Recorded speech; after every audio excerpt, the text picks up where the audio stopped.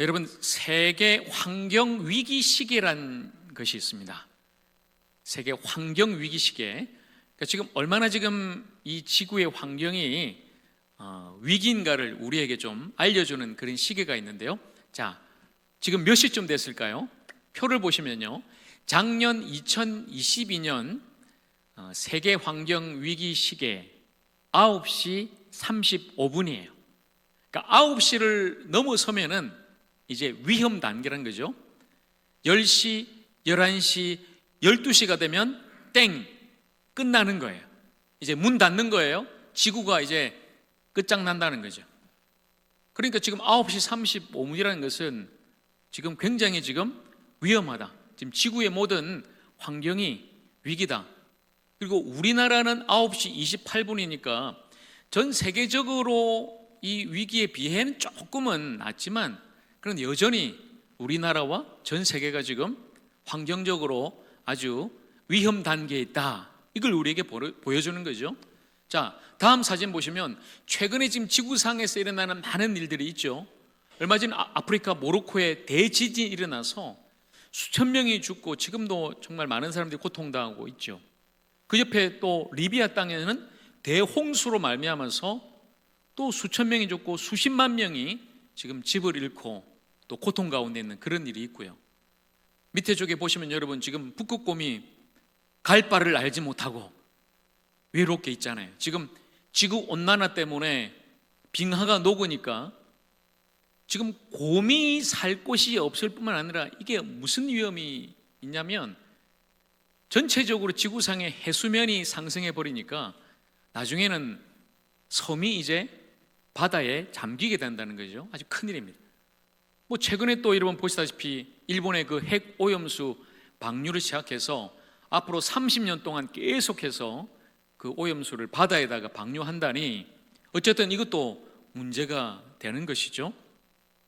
여러 가지 지금 지구에 환경 파괴가 일어나고 있죠. 지구 온난화, 빙하가 녹아서 해수면은 올라가지만 정작 마실 물은 점점 부족해지고요, 식량도 부족해지고, 그리고 산불 때문에 산림이 파괴가 되니까 점점 땅이 사막화가 돼가고, 그래서 생물은 멸종 단계에 이르게 된다는 거죠. 벌써부터 많은 지금 동물과 식물이 멸종하고 있습니다. 해양 오염과 대기 오염으로 지금 이 지구가 신음하고 있죠. 환경 파괴와 이 생태계의 위기는 지구의 위기일 뿐만 아니라 결국 저와 여러분, 우리 인류의 위기란 사실이에요. 자, 여러분, 만약에 지금 이 상태로 간다면, 지금 9시 35분인데 계속해서 이 상태로 가면은 어쩌면 정말 주님 다시 오시기 전에 지구가 멸망할지도 모르겠다, 이런 생각까지 하게 되는 거죠. 주님이 이 땅에 다시 오셨는데 어디 갔어? 지구 어디 갔어? 혹시 정말 이런 날이 오지 않을까? 그런데 여러분, 성경은 우리에게 분명히 말씀하죠. 지금 이렇게 지구가 신음하고 병들고 또 환경이 파괴되고 있지만 온 세상이 다시 회복될 날이 온다는 거죠. 그 구원의 날이 반드시 올 것이다. 그런데 그 구원을 우리 사람만 아니라 오늘 말씀해 보면 모든 피조물이, 지구상에 있는 모든 만물뿐만 아니라 온 피조물이 함께 그 구원을 기다리고 있다는 거죠. 놀라운 말씀입니다. 저는 이 바울의 말씀에 놀라운 통찰력이 있다고 봐요. 그러니까 구원받는 것이 사람뿐만 아니라 하나님께서 창조하신 모든 세계가 마지막 날에 회복되고 구원받게 된다, 이렇게 말씀하고 있는데요. 자, 오늘 본문의 말씀 8장 18절 말씀 우리 다시 한 번 더 같이 읽겠습니다. 18절. 자, 같이 읽습니다. 생각하건대 현재의 고난은 장차 우리에게 나타날 영광과 비교할 수 없도다. 생각하건대, 여러분, 성도인 우리의 모습을 한번 생각해 보자는 거죠. 저와 여러분이 어떤 사람인가 복음 안에서 다시 한번 더 생각하라는 거죠. 제가 여러분 지난주까지 로마서를 통해, 그리고 이 로마서 8장을 통해 우리가 어떤 사람인지 여러분께 말씀드렸습니다. 그리스도 예수 안에 있는 사람. 그래서 그 사람에게는 더 이상 정죄가 없고 성령으로 말미암아 해방, 진정한 생명과 자유가 있다 말씀드렸습니다. 그래서 구원받은 성도는 우리 안에 누가 계신다고요? 누가? 성령님이 함께 하신다. 성령이 거하는 사람이 바로 성도다. 그래서 그 성령이 내 안에 거하시면서 우리를 인도하시기 때문에 성령의 인도함을 받는 사람은 곧 누구다? 하나님의 아들, 하나님의 자녀란 거죠. 그래서 저와 여러분이 예수님을 믿고 영접하면은 성령님이 우리 안에 거하셔서 놀라운 그 구원의 역사를 이루시고 또 우리를 인도하시기 때문에 우리는 하나님의 자녀가 된다. 그래서 여러분, 우리가 하나님의 자녀이기 때문에 하나님을 뭐라고 부르죠? 그렇죠, 맞습니다. 지난주에 제가 아빠, 아버지라고 부른다 말씀드렸죠. 아빠 이렇게 부를 수가 있는 거죠. 그리고 또한 자녀이기 때문에 우리는 상속자도 된다. 아버지의 모든 것을 유산으로 받는 자녀처럼 하나님의 자녀인 우리도 하나님의 것을 그대로 받는 거예요. 그리스도와 함께 상속을 받는다. 하나님의 그 영광, 썩지 않고 죽지 않는 영원한 생명, 하나님 나라, 그 왕의 권세를 우리 모두가 예수를 믿고 거듭나고 구원받은 하나님의 자녀된 저와 여러분 모두가 받게 될 줄로 믿습니다. 그리고 그렇게 받기를 주님의 이름으로 간절히 축복합니다. 여러분, 그걸 우리가 생각하는 거죠. 그래서 지금 현재의 고난, 이미 예수를 믿고 구원받았지만 지금 현재를 이 땅을 살아가는 우리에게는 여전히 고난이 있습니다. 육체적으로, 그리고 정신적으로도, 가정에도, 우리 생업에도, 자녀에게도 많은 고난이 뒤따르지만, 그러나 분명히 말씀하죠. 장차 우리에게 나타날, 우리에게 올 영광은 너무나 크다는 거죠. 비교할 수 없을 정도로, 현재 지금 당하는 고난과 비교할 수 없을 정도로 그 영광이 크니 고난을 바라보지 말고, 고난에 묶여 아파하지 말고, 우리가 장차 받게 될 그 영원한 나라의 영광, 그 생명, 그것을 바라보고 오늘을 믿음으로 살아가라 말씀하는 거죠. 저와 여러분이 현재 고난을 이겨내고 장차 우리에게 나타날 그 영광을 날마다 바라보면서 그리스도 예수 안에 구원받은 성도로 살아가게 되기를 다시 한번 더 주님의 이름으로 간절히 축복합니다. 자, 그리고 오늘 주제가 바로 피조물의 고대가네요. 피조물의 고대. 목사님, 그럼 피조물의 연대는 없습니까? 이렇게 묻지 마세요. 이 고대는 고려대가 아니고 간절히 기다린단 말이죠. 학수고대란 말 아시죠? 학수고대. 학이 목을 길게 빼고 기다린단 말이죠. 그만큼 간절히 기다리는 게 뭘까요, 여러분? 모든 피조물이 간절히 기다리는 바. 자, 오늘 이 말씀의 주제예요. 그런데 먼저 여러분, 이 피조물이라는 말을 우리가 다시 한 번 더 좀 봐야 되겠습니다. 여러분, 이 단어를 보시면요, 한자를 보세요. 피조물이라는 단어가 있고요, 그리고 반대로 조물주라는 단어가 있습니다. 조물이란 말은 만들어진다, 창조란 말이에요. 창조. 그러니까 앞에 피자가 붙었단 말은 우리가 창조된 존재다, 만들어진 존재다. 그래서 우리가 피조물인 거죠. 그렇다면 조물한 존재도 있겠죠. 피조물이 아니라 그 조물을 창조한 분 누굴까요? 바로 조물주예요. 피조물이 아니라 조물한, 창조한 주, 바로 조물주 하나님인 거죠. 그래서 여러분, 조물주를 다른 말로 하면 뭐가 될까요? 조물이 창조니까 창조한 분, 창조자, 창조주, 바로 하나님이에요. 그러니까 우리는 피조물이요, 우리를 만든 분은 바로 창조주 하나님이시다라는 거죠. 그러니 여러분, 세상에서 아무리 많은 사람들이 온 우주는 우연히 생긴 것입니다, 갑자기 옛날 아주 작은 점에서 빅뱅 팡 폭발이 일어나서 우주가 생성되고 그 우주의 아주 작은 별인 지구에 갑자기 우연히 이상한 단세포가 생겼는데 그게 진화를 거듭해서 우리 사람이 됐다. 여러분, 이걸 어떻게 믿어요? 우리가 피조됐다면 이 지구가 만들어지고 지구 땅에는 모든 피조물이 있다는 것은 그 피조물을 만든 조물주, 창조주가 있다는 것 아니겠습니까? 결코 우리는 우연히 존재하는 것이 아니라 바로 창조주 하나님께서 놀라운 뜻과 섭리 가운데 저와 여러분을 만드신 줄로 믿습니다. 그러면 여러분은 얼마나 존귀한 존재예요. 여러분, 우연히 여러분이 이 세상에 태어난 게 아니라는 거예요. 하나님께서, 창조주 하나님께서 저와 여러분을 놀랍게 만드셨다.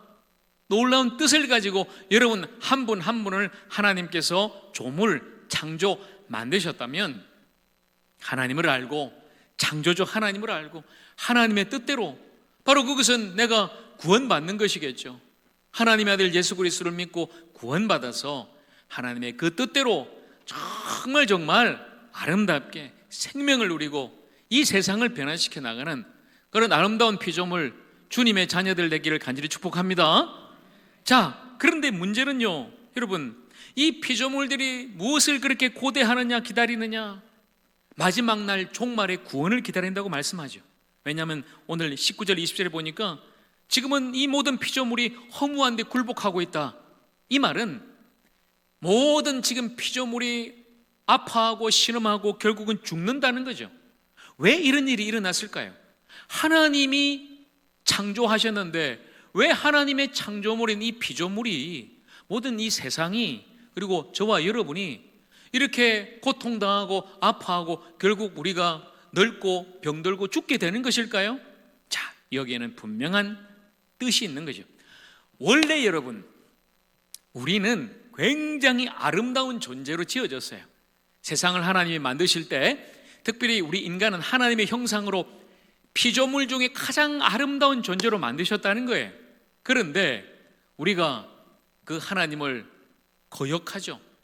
내가 하나님 되고 싶은 그 교만과 욕심 때문에 결국 불순종하고 죄를 짓습니다. 그게 선악과 사건이죠. 그래서 모든 관계가 다 깨어졌어요. 뭐 때문에요? 죄 때문에. 하나님과의 관계도 깨어져서 사람이, 여러분, 죄 짓고 나서 제일 먼저 한 게 뭔지 아세요? 아담과 하와가 하나님을 피해 숨었다, 이렇게 되어 있어요. 원래는 하나님과의 그 절대적인 관계 속에서 하나님의 생명을 받고 살아가야 될 우리가 죄 때문에 하나님과 끊어진 거죠. 결국 영적인 죽음을 당하는 겁니다. 근데 하나님과의 관계뿐만 아니라 사람과 사람 관계도 깨어졌어요. 원래 여러분, 아담을 하나님이 만드셨는데 혼자 있으니까 외로워 보여요. 하나님이 돕는 배필로 하와를 만드셔서 붙여주셨죠. 그러니까 아담이 얼마나 좋아요. 아, 내 옆에 있는 존재, 뼈 중에 뼈, 살 중에 살이로다, 얼마나 사랑하고 좋아했는데, 여러분, 죄 짓고 나니까 어떻게 변했어요? 선악과 따먹고 하나님이 너 왜 그랬느냐? 그러니까 아담이 뭐라고 변명해요? 하나님이 나에게 주신 누구 때문에? 누구 때문에요? 저 여자 때문에. 그렇게 이야기해요. 인류 최초의 부부싸움이 바로 여기에서 발생한 거죠. 여러분, 원래는 여러분 사람도 얼마나 서로 사랑하고 함께 그렇게 더불어 살아야 될 존재인데 죄 때문에 모든 인간관계도 깨어져 버렸다. 더 심각한 건 하나님 관계도 깨어졌죠. 사람과 사람 관계도 깨어졌죠. 자연과의 관계도 깨어집니다. 원래 이 자연, 만물은요, 이 땅은 하나님께서 우리를 위해서 주신 아름다운 공간이에요. 그냥 거기서 모든 생명의 열매가 맺혀져서 그냥 먹기만 하면 됐어요. 그런데 우리가 죄를 짓고 타락하니까 하나님께서 이 땅도 저주하십니다. 창세기 3장 17절에 보니까 너 때문에 이 땅이 저주를 받는다. 그래서 가시덤불과 엉겅퀴를 내게 될 것이다. 너는 평생에 수고하고 땀을 흘려야 먹고 살게 될 것이다. 여러분, 이게 우리 인간이 받은 저주예요. 하나님과도 끊어졌고 사람과도 이제는 서로 경쟁하고 시기 질투하고 싸우면서 서로 죽고 죽이는 관계. 이 땅도 얼마나 여러분 힘들어요. 지진과 홍수와 여러 가지 자연재해로 말미암아 그렇게 우리가 이 땅에서 살아가는 거죠. 원래 이 모든 피조물이 하나님 보시기에 힘이 좋았지만 죄 때문에 깨어지니까 모든 것에 저주가 임하여서 인간도 에덴 동산에서 쫓겨나게 되고, 바로 신라곤이죠. 신라곤, 낙원에서 쫓겨나서 결국 죽게 됐다. 여러분, 그렇다면 보세요. 죄 때문에 이 죽음의 문제가 우리에게 찾아왔는데, 그렇다면 다시 그 낙원에서 쫓겨난 우리가 어떻게 구원받습니까? 다시 돌아가야 되는데요, 하나님께로 그 낙원으로 돌아가야 되는데 우리는 돌아갈 수 있는 힘이 없어요. 할 수 없어요. 이 죄 문제를 해결해야 된단 말이죠. 누가 이 문제를 해결해 주셨습니까? 누가요? 예수님이요. 예수님이 저 십자가에서 우리 대신 피 흘려 죽으심으로 말미암아 이제 모든 죄 문제를 해결해 주셔서 이제 우리는 그것을 믿음으로 말미암아 다시 돌아가는 거예요. 돌아갈 길이 생겼다는 거죠. 어디로요? 하나님께로, 그 낙원으로. 그래서 그 낙원에서 우리는 마지막 영원한 생명과 구원을 누리고 다시 주님과 함께, 아버지 하나님과 함께 살아가게 될 줄로 믿습니다. 여러분, 이게 바로 구원이고요, 이게 바로 성경 전체가 말하는 거죠. 자, 그런데 지금의 문제는 뭐예요, 여러분? 모든 피조물들이 이 고통과 아픔 속에서 간절히 기다리고 있다. 21절을 보겠습니다. 21절. 자, 우리 같이 21절 읽습니다. 그 바라는 것은 피조물도 썩어짐의 종로로 탄 데서 해방되어 하나님의 자녀들의 영광의 자유에 이르는 것이니라. 여러분, 썩어짐의 종로로시라는 것은 결국은 이 모든 피조물이 죽게 된다는 거죠. 그래서 이 모든 피조물들은 하나님의 자녀들의 영광의 자유, 굉장히 좀 어렵습니다. 로마서 어렵습니다만은 쉽게 말하면 마지막에 종말에 우리가 받게 될 그 구원, 우리가 부활 생명을 얻고 영화롭게 되어서 그리스도와 같이 되는 것, 예수님과 같이 되는 것, 바로 그것을 모든 피조물들이 학수고대하고 있다, 이렇게 말씀하는 거죠. 자, 그래서 22절로 다시 들어갑니다. 22절 같이 읽습니다. 22절. 피조물이 다 이제까지 함께 탄식하며 함께 고통을 겪고 있는 것을 우리가 아느니라. 학수고대하고 있지만 지금은 어때요? 모두가 죽어가고 있어요. 사람도 죽어가고 동물도 죽어가고 식물도 죽어가고 이 지구도 죽어가고 있다는 거죠. 모두가, 이 모든 피조물이 함께 탄식하고 고통을 겪고 있다. 그런데 이 고통은 성경에 보니까 해산의 고통이라는 뜻이에요. 해산의 고통. 여러분, 여기 계신 우리 모든 어머니들이 알고 계실 겁니다. 해산의 고통이 얼마나 큰지. 그렇지만 여러분, 잠시 그 고통을 겪지만 나중에 새 생명이 이 땅에 태어난 그 기쁨 때문에, 그 소망 때문에 그 지금의 고통을 참고 견디는 것 아니겠어요? 바로 이 피조물들의 지금 당하고 있는 고통, 힘들지만 소망이 있다 말씀하는 거죠. 그 소망이 뭘까요? 23절에 보니까 양자 될 것, 우리 몸의 속량을 기다린다. 야, 여러분, 또 어렵지만 들어보세요.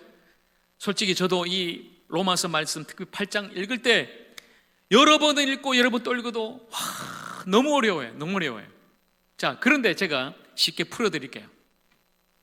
이렇게 우리 모든 피조물들이 고통 가운데 있지만 우리가 바라는 것은 양자될 것과 우리 몸의 속량이다.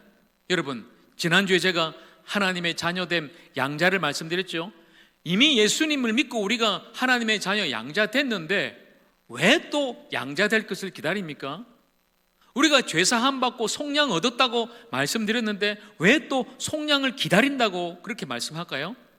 여기는 분명한 뜻이 있습니다. 지금 우리가 예수님을 믿고 우리의 영혼의 구원을 이미 받았지만 결국 마지막 날에 우리가 받을 완전한 구원이 있다는 거죠. 지금 우리가 받은 구원은 완전치가 않아요.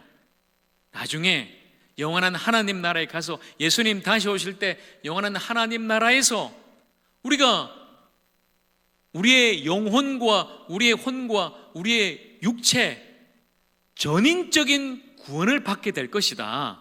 그러니 여러분, 구원이라는 것은 영혼 구원뿐만 아니라 분명히 아셔야 됩니다. 우리가 보통 영혼 구원 하지만 죽고 우리의 영혼이 천국 간다? 아니에요. 그게 끝이 아닙니다. 우리의 몸도, 목사님, 몸은 그냥 죽으면은 화장하든지 땅에 묻든지 썩어 없어지는 거 아니에요? 아닙니다. 하나님께서 창조하신 우리의 육신과 우리의 혼과 영혼이 완전히 구원을 받는데요, 영혼은 하나님의 나라에서 생명 얻지만 우리의 육신도 어떻게 될까요? 주님 다시 오실 때 거룩한 몸으로 다시 부활한다는 거죠. 이 썩을 몸이 썩지 않을 몸으로 변화된다. 예수님처럼 변하게 될 것이다. 그래서 우리의 영혼과 우리의 육신도 완전한 구원을 얻게 된다. 여러분, 이게 완전한 구원이에요. 진짜 구원이에요. 그래서 그 구원을 기다린다고 말씀하는 거죠. 그래서 예수님 다시 오시게 되면 그날 전 우주적인 창조의 질서가 회복되는 거고요, 파괴되고 죽어가는 이 피조 세계가 다시 회복된다는 거죠. 조금 수리하는 게 아니라 완전한 재창조가 이루어지는 거죠. 썩어가는 세상이 하나님의 놀라운 새하늘과 새 땅, 바로 그 나라로 변화된다, 이렇게 말씀하는 거죠. 그러니 여러분, 모든 피조물이 회복되는 것이 바로 구원이고, 모든 이 피조 세계가 회복되는 바로 그 나라가 천국이라는 거예요. 천국. 그러나 그 천국은 예수 믿고 구원받은 성도들만 가게 되는 줄로 믿습니다. 여러분, 이걸 우리가 믿는 거예요. 구원에 대해서 우리가 더 깊이 알아야 되고, 그리고 우리가 가게 될 영원한 하나님 나라, 그 천국, 그 새하늘과 새 땅이 어떤 곳인지를 우리가 잘 알아야 된다는 거죠. 자, 그렇다면 마지막 24절과 25절에 보면 우리가 이 소망으로 구원을 기다린다고 말씀하는데요, 소망으로 구원을 기다린다. 기다리면서 우리가 할 일이 과연 무엇인가? 자, 여러분 보십시오. 마침내 우리가 마지막 날에, 그 종말에 예수님 다시 오실 때 그 온전한 완전한 구원을 받게 될 터인데, 이 피조 세계도 함께요. 그때까지 그러면 우리는 뭐 할까요? 무엇을 하면서 살아갈까요? 이게 중요하다는 거죠.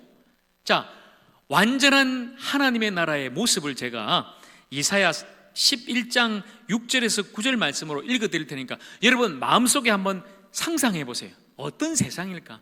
마지막 날 이루어질 그 하나님의 나라가 어떤 세상일까? 자, 그때에 이리가 어린 양과 함께 살며 표범이 어린 염소와 함께 누우며 송아지와 어린 사자와 살찐 짐승이 함께 있어 어린아이에게 끌리며 암소와 곰이 함께 먹으며 그것들의 새끼가 함께 엎드리며 사자가 소처럼 풀을 먹을 것이며 젖먹는 아이가 독사의 구멍에서 장난하며 젖된 어린아이가 독사의 굴에 손을 넣을 것이라. 내 거룩한 산 모든 곳에서 해됨도 없고 상함도 없을 것이니 이는 물이 바다를 덮음같이 여호와를 아는 지식이 온 세상에 충만할 것임이니라. 아멘. 여러분, 이게 바로 하나님의 나라는 거죠. 완전한 회복의 세상, 생명의 세상, 바로 그 하나님의 나라를 소망하라. 피조물의 탄식을 소망으로 바꾸는 그 일에 저와 여러분 성도들이 동참하라는 거예요.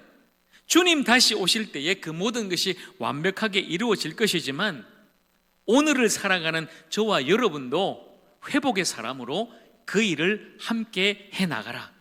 하나님이 하십니다. 그러나 하나님은 우리를 통해 하시는 거예요. 그 회복과 생명의 일을요. 그래서 그 하나님 나라의 놀라운 사역에 우리가 협력자로, 그리고 주님의 도구로 쓰임받으며 함께 일하는 거죠. 회복과 생명의 일입니다. 여러분, 우리 교회 표 보세요. 저기 회복과 생명의 교회 아닙니까? 그러면 우리 교회가 해야 될 일이 바로 이 일인 거죠.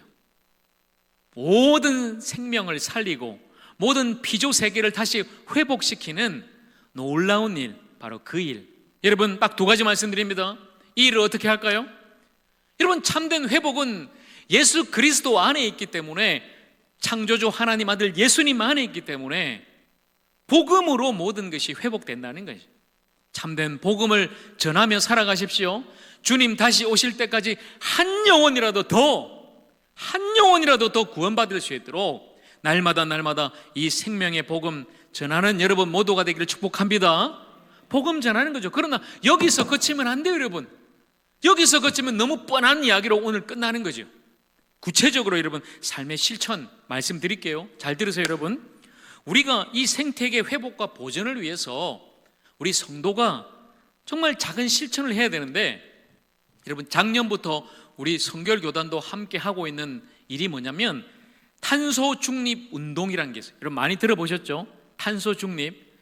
탄소 배출을 우리가 자꾸 줄여야 되는데 그렇지 않으면 이 생태계가 파괴돼서 결국은 이 지구에서 더 이상 우리 살 수 없게 된다. 왜 여러분 이런 일이 일어날까요? 세상은 점점점 좋아지지만 점점점 파괴되고 있죠. 욕심 때문에, 욕심. 더 많은 것을 먹고 더 많은 것을 입고 더 많은 것을 쓰고 누리려는 인간의 욕심 때문에 계속 지금 이 지구가 파괴되고 있다는 거죠. 조금만 줄이면 됩니다. 여러분 자꾸 사람들이 욕심으로 자꾸 많이 쓰다 보니까 뭐가 남겠어요? 쓰레기가 남는 거죠. 여러분 이 쓰레기 배출 문제가 얼마나 심각합니까? 지금 우리 화성도 마찬가지고요. 서울도 이제는 더 이상 포화 상태라고, 전에는 뭐 인천 이런 데 막 갖다 버렸는데 이것도 못 받겠다는 거죠. 이제 지구의 문제예요. 해양에다가 막 쓰레기도 버리고 오염수를 또 뭐 바다에다 배출하고 줄여 나가야 하는 거예요. 줄여 나가자. 줄이지만 또 줄일 때도 잘 하자는 거죠. 지혜롭게 재활용 잘 해야 되고요. 또 분리해서 잘 배출해야 되고요. 일회용품도 가급적이면 줄여 나가야 된다는 거예요. 자, 여러분 오늘 그래서 제가 평소에는 페트병에 물을 거기 담아도 오늘 보세요. 텀블러를 갖고 왔어요. 이게 뭘까요, 여러분? 이런 작은 노력이 지구를 살리는 거예요. 가급적이면은 일회용 종이컵이나 플라스틱 쓰지 않고 이런 일을 하는 것이 바로 이 세상을 살리는 일이라는 거죠. 자원을 아끼고요, 물을 아끼고 전기 아끼는 거. 여러분 교회 안에서도 마찬가지잖아요. 교회 안에서도 그냥 쓰지도 않는데 막 에어컨이 돌아가고 불 켜져 있는 것, 여러분이 딱 끌 때 바로 그게 여러분이 세상을 살리는 일을 하고 있는 거예요. 작지만 우리가 정말 삶 속에서, 여러분 가정에서, 우리 교회에서, 또 사회에서 이런 일을 해 나가야 된다는 거죠. 누가 먼저 할까요? 누가요? 세상 사람들보다는 이것을 아는 우리가. 왜냐하면 하나님의 나라를 다시 한 번 더 회복시키고 살릴 그 책임이 바로 우리에게 있다는 것을 우리가 알기 때문에 우리 교회가 앞장서서 해야 된다는 거죠. 자, 사랑하는 여러분, 오늘 말씀을 정리하면서 다시 말씀드립니다. 여러분, 우리는 피조 세계의 일부예요. 우리가 주인이 아닙니다. 모든 피조물은 고대하고 있습니다. 피조물은 결국 조물주의 구원을 받아야 하는 것입니다. 창조주 하나님을 알고 구원자 예수님을 알아야 구원받고 회복되는 것이죠. 바로 이것이 구원의 길인 것입니다. 여러분, 우리가 이 세상에서 만분의 영장이라면, 정말 예수 그리스도 안에서 새롭게 피조된 아름다운 성도라면 우리가 앞장서서 이 피조물의 탄식을 소망으로 바꾸는 그 일을 해야 되지 않겠습니까? 바로 저와 여러분이 마지막 날 그 영광스러운 하나님 나라를 바라보면서 이 죽어가는 세상, 이 고통 가운데 있는 이 피조 세계를 다시 한번 더 예수님의 생명으로 바꾸고 새롭게 살릴 수 있는 아름다운 주님의 사람, 주님의 도구 되기를 간절히 축복합니다. 주님 다시 오실 때까지 바로 그 회복의 세상과 생명의 나라를 위해서 함께 일하는 저와 여러분 모두가 되기를 우리 주님의 이름으로 간절히 축원합니다. 같이 기도하겠습니다.